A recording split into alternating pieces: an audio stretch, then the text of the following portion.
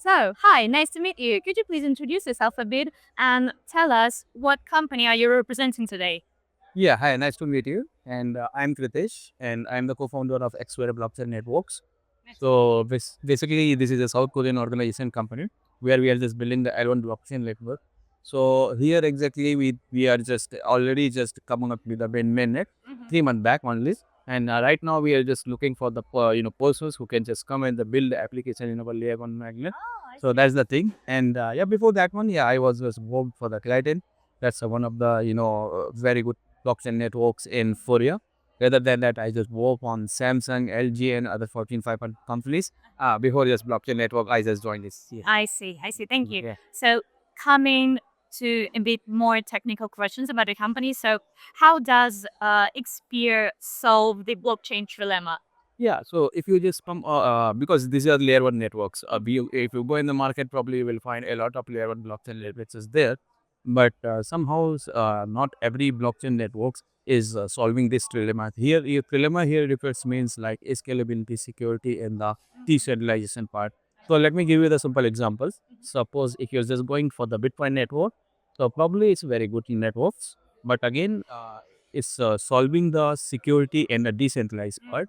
But if you go about the scalability part, means okay, transactions speeds and all, we had that's a lagging behind. Okay. Yeah. And if you come again to the Ethereum, it's tried to solve this problem, but somehow he gets lagging behind in the security part. Okay, so probably it's good in the scalability part and the decentralization part, but not this week. Even if you go to Solana, okay, transaction speeds you will find good. Okay, scalability is very good. But again, if you just go on this, probably it's a decentralized, not properly decentralized at all. So we just figured it out. How do we solve this problem? So we come up with the features like okay, like dual chain architectures. So where we'll just take the POW consensus mechanism from Bitcoin networks and the XPBFT mechanism, consensus mechanisms from you can say from the Ethereum.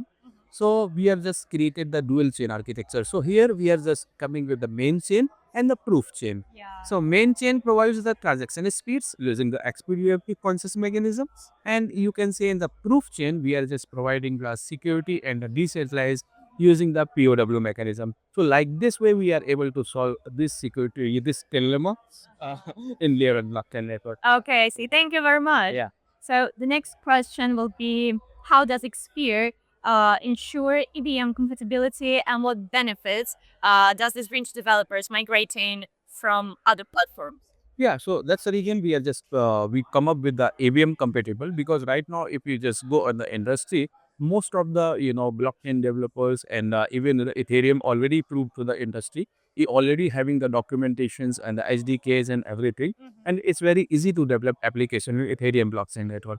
And a lot of developers right now is in Ethereum side, and if we are just going to for the EVM side, probably they do not work or do not to integrate with other things. They need not to learn new languages and all. Whatever they are just doing in the Ethereum blockchain, probably they can just directly just integrate with us. They need not to do much things on her, and that's exactly we want, because we would like to just create the depths in our layer blockchain, our blockchain layer. So that's only the things which we are just that's the only the main motive to become a EVM compatible. Okay, I see. Thank Yeah. you. So the next question will be about the role of Xphere. So how does Xphere envision its role in the broader like Web3 ecosystem, particularly concerning real-world applications and industry adoption? So yeah, means once we just start developing our level blockchain development, so definitely we just come out like okay, how do we what we have to do so that okay, all the Web3 market we can just capture. So not only all, but again means even the DeFi side or the gamify sides or some other deep in an area. So where they are studying, so that we can just figure it out like okay, how do we solve those problems? So that's one of the reason we was come up with this Trilemma blockchain layer. So we are just coming with the POW and the POS, and also coming with the EVM compatible, so that any application who is working in the DeFi sites or gamify sites or anywhere in the Polygon or anywhere or Ethereum, they can easily come up and just integrate with us. And again means we are just since providing good throughput like 4,000 transactions per second, and finality time is almost zero. and even the gas transactions fees is almost zero. And even you can say if you can go on the security part, we are using the POW, so that suppose if DeFi players comes us, so they do not take care about the security part.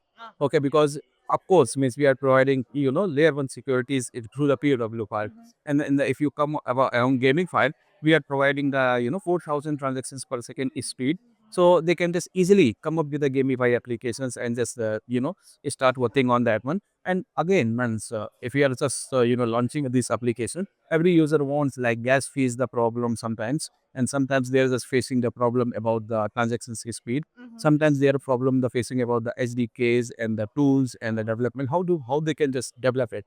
So we just make it EVM compatible, and then finality and other parts, so that okay, anyone from the globally who works in the Ethereum sites, they can easily develop the Web3 application in our blockchain there. Oh, that's great. Yeah. And final question will be, what attracted you to participate in hack seasons this year? Yeah, of course, Miss. We are just new on here in the blockchain area, and definitely we need to just tell to the people why we are different from the other layer one networks. Of course, we are just having the good presence in the South Korea, but outside of South Korea, we would like to just explore and the business and all, so that people can minimum get to know, and we can just tell that okay how we are different, and they can come up and just build the application on us. Not only the user side, but also the institutions also. So DeFi institutions, if they are there, probably yeah, we are doing the marketing in the Korea and the Korean language, Hangul language. Okay, so they do not know much about that part. But again, means if we are coming on the international, so people will get to know like okay, these are the special chain which is providing whatever the requirement of the decentralized, like the scalability and the security and the decentralization parts. So that's the key reasons. Yeah. Okay, I see. Thank you very much. It was really nice conversation. It Thank you. was pleasure to have Thank you. you very much. Thank you. Nice Thank to you. meet you. Thank you.